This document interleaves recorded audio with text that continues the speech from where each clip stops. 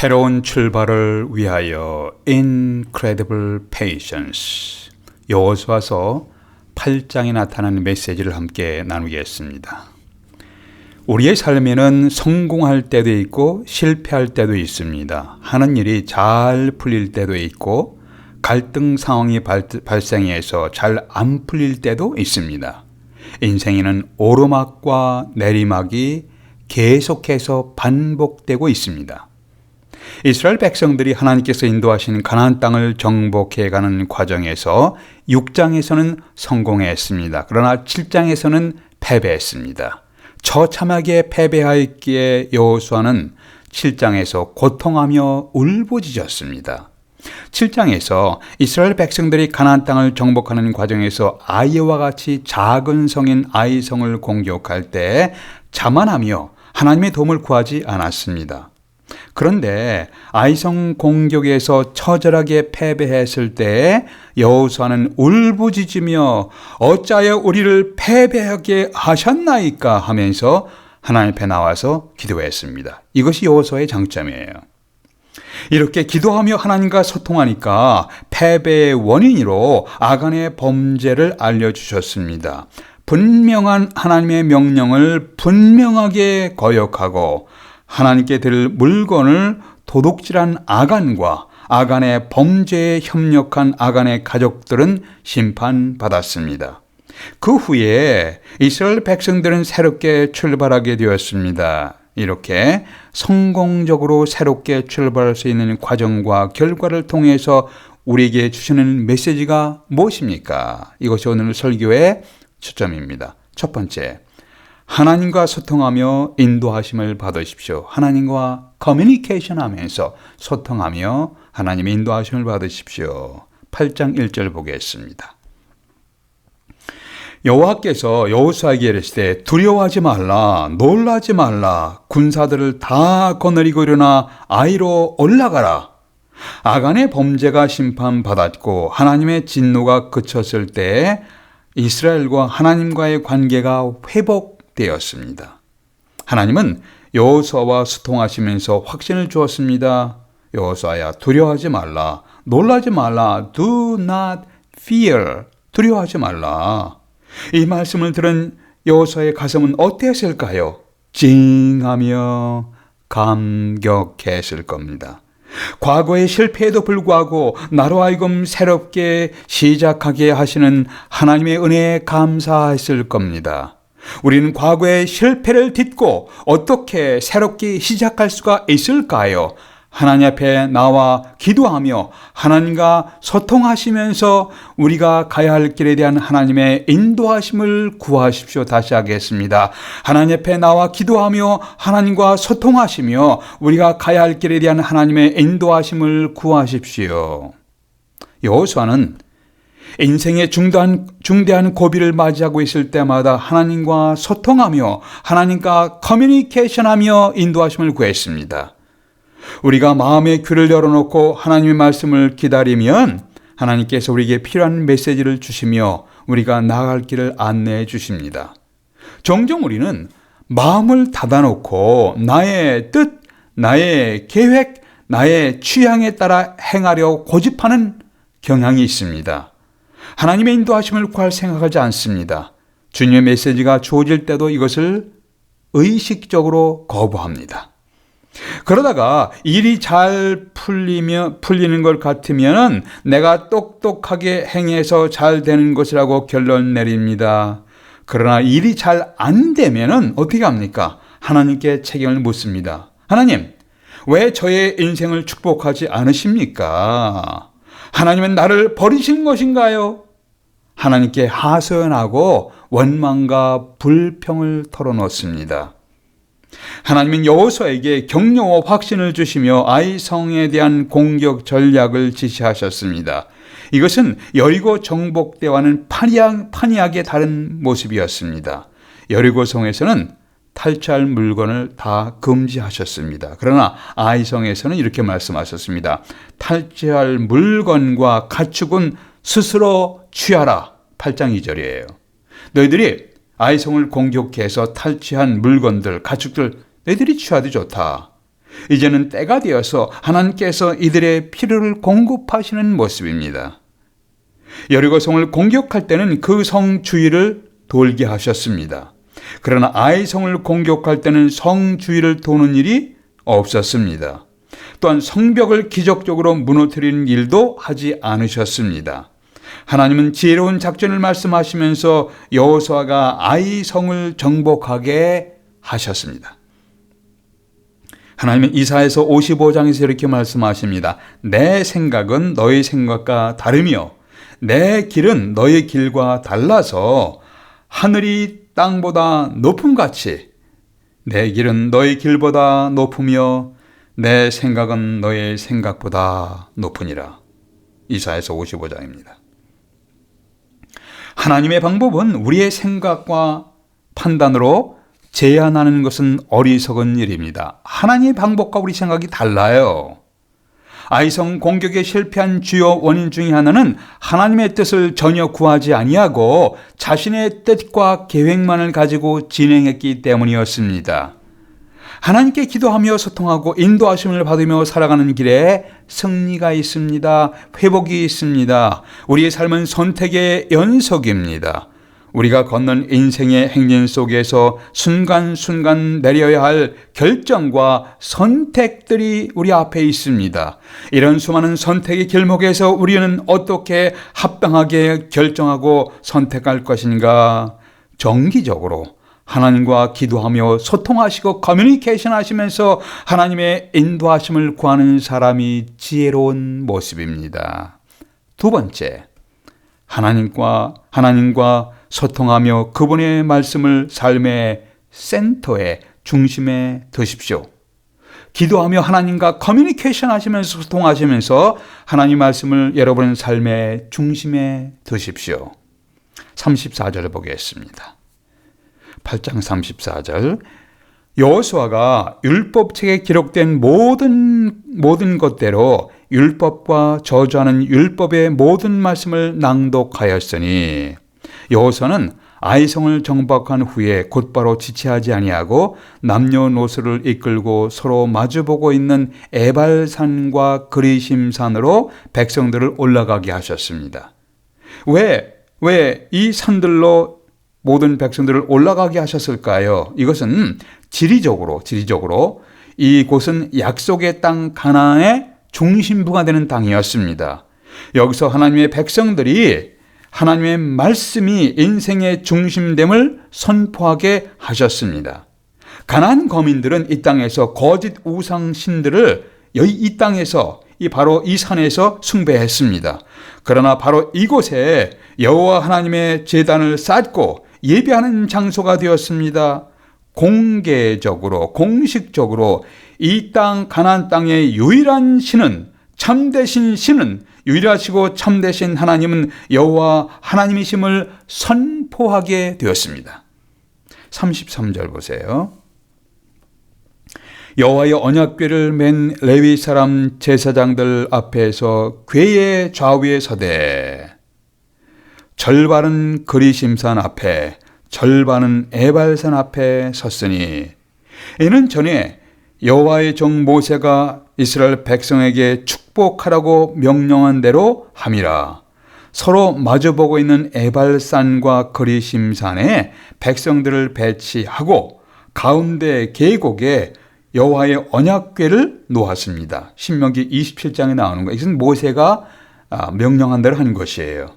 마치 거대한 자연 야외 극장, 여러분들 양쪽으로 언덕이 되어 있는 야외 극장, 자연 야외 극장에 모여서 하나님의 말씀을 듣는 모습을 상상할 수가 있습니다. 제사장 족속인 레위 사람들이 축복과 저주의 율법을 낭독했습니다. 율법의 말씀이 한 구절씩 낭독될 때마다 천지를 진동하는 아멘 하는 소리가 메아리쳐 울려 퍼지는 모습이 연출되었습니다. 모세는 신명기 30장에서 이렇게 선언하신 적이 있습니다. 보라, 내가 오늘날 생명과 복과 사망과 화를 내 앞에 두었나니 너와 너의 자손이 살기 위하여 생명을 택하고 내 하나님 여호와를 사랑하고 그 말씀에 순종하라.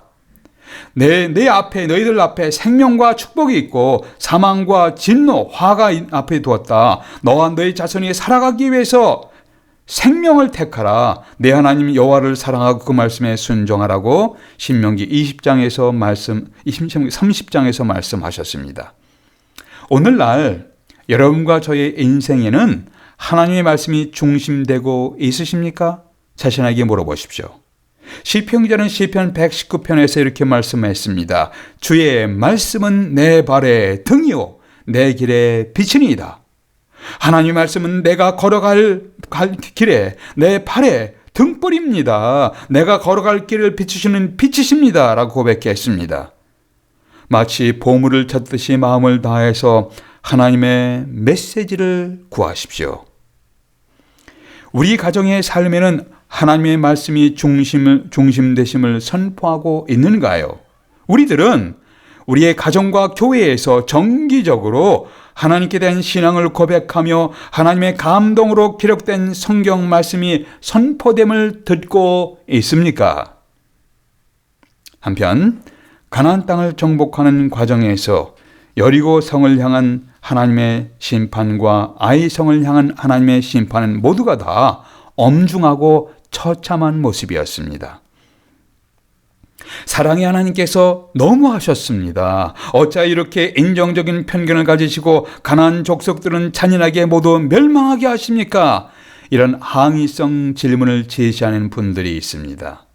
이에 대해서 하나님께서 그렇게 잔혹하게 전멸시키신 이유를 3가지 정도로 요약해 보겠습니다. 첫째, 어느 지역의 거민들의 죄악이 갈 때까지 타락하고 끝까지 타락하고 갈 때까지 타락하고 죄가 가득 찰 때에 하나님은 의로운 심판을 내리십니다. 창세기에서 노아 시대 사람들의 모습을 보신 하나님의 반응은 이렇게 기록하셨습니다. 사람들의 죄악이 세상에 가득함과 죄악이 세상에 가득했다. 그들의 마음으로 생각하는 모든 계획이 항상 악할 뿐을 보시고 한탄하셨습니다. 창세기 6장 5절 6절입니다. 11절 이렇게 기록하고 있습니다. 그때 온 땅이 하나님 앞에 부패하여 포악함이 땅에 가득한지라. 부정부패 폭력이 땅에 가득하게 되었습니다. 그 시대에 하나님을 경외하는 노아와 그의 가족을 제외한 모든 사람을 하나님께서는 홍수로 심판하셨습니다. 이것은 전 세계적인 홍수로 하나님이 의로운 심판을 내리셨습니다. 두 번째는 홍수 심판 이후에 노아의 자손들이 번성에 퍼져나갔습니다. 바벨탑을 세우고 자신의 힘을 과시하고 하나님을 잊어버리게 됩니다. 하나님께서 언어의 혼잡을 일으키시며 온 세상으로 사람들을 흩어지게 하셨습니다. 그 중에 소돔이란 도시에 거주하는 사람들은 성적으로 극도로 타락하게 됩니다. 창세기 18장에 보니까 소돔과 고모라의 죄악이 심히 무겁기에 내가 심판하려 하노라 라는 이러한 하나님의 심판에 대해서 들을 때 아브라함은 자기 조카 롯이 소돔에 거주했기 때문에 그 심판을 어떻게 하면 좀 막아보려고 지연시키려고 노력했습니다. 그래서 이런 말을 합니다. 하나님, 범죄가 가득하여 타락하였지만 그 땅에 의인들도 있는데 어찌하여 의인들을 악인들과 함께 심판하려 하십니까? 라고 항의를 했습니다. 그래서 아브라함과 하나님 사이에 서로 흥정이 오고 갑니다. 그러다가 50명에서 45명, 40명, 30명, 20명, 나중에 10명까지 내려왔습니다. 10명의 의인이 있으면 내 그 땅을 심판하지 않으리라. 그런데 그 도시 전체에 하나님을 경외하는 의인이 10명도 안 되었다는 것을 아브라함이 인정하게 하신 후에 화산 폭발로 그 도시를 심판하셨습니다. 오늘 성경에 나오는 아이성에 거주하는 가나안 족속들을 심판하시는 것은 순간적인 결정이 아닙니다. 사실 아이성, 또 여리고성 또 아이성에 거주하는 가나안 족속을 심판하신 것은 순간적인 결정이 아니셨습니다. 하나님께서 400년 이상을 인내하시다가 내리신 최종 결정이셨습니다. 창세기 15장 16절에서 하나님께서 아브라함에게 이런 예언적 말씀을 하십니다. 내 자손이 이방 땅에서 400년 동안 고난을 받다가 이 가나안 땅에 돌아오게 될 것이니라. 아직은 아모리 족속의 죄악이, 여기 가나안 족속을 대표해서 아모리 족속이라고 표현했습니다. 아모리 족속의 죄악이 땅에 차지 아니하였다. 이 말씀의 의미는 가나안 족속을 대표하는 아모리 족속의 죄악이 이 가나안 땅에 가득하게 되면, 충만하게 되면 애굽이란 이방 땅에서 고통당하는 아브라함의 자손들을 400년 만에 이 땅으로 이끌어내어 죄악이 가득한 가나안 족속들을 칼로 심판하리라. 가나안 족속들을 심판하시기까지 의로우신 하나님은 400년간을 인내하시면서 기다리셨습니다. 죄악이 가득하고 성적으로 극도로 타락한 백성들입니다. 어린아이들을 제물로 드리는 가증하고 악독한 행위를 하는 가나안 족속에 대한 하나님의 의로운 심판인데, 하나님의 심판이 부당하면서 너무 오해하신 것이라고 오해하지 마세요. 400년간 참으셨습니다. 하나님은 오래 참으시는 분이십니다. 그러나 의롭고 거룩하신 하나님은 죄악에 대해서는 영원히 참으시는 분은 아니십니다. 때가 되면 심판하시는 분이십니다. 요한계시록의, 신약성의 요한계시록에는 이 세상에 대한 의로운 하나님의 심판이 예언되었습니다. 요한계시록 19장에서 보니까 하나님의 심판은 참되고 의로운지라 음행으로 이 땅을 더럽게 한 음녀를 심판하실 것이니라고 예언되어 있습니다.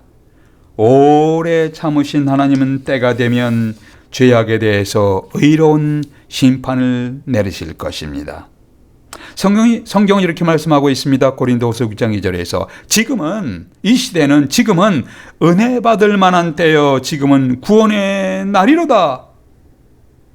고린도후서 6장 2절, 지금은 은혜 받을 만한 때입니다. 지금은 구원의 날입니다. 지금이 자신이 죄인임을 고백하며 예수 그리스도 앞에 나올 때입니다. 너무 늦었다고 선포되기 이전에 지금이 우리를 죄악의 심판에서 구원하실 구원의 주님으로 예수 그리스도를 믿고 신앙을 고백할 때입니다.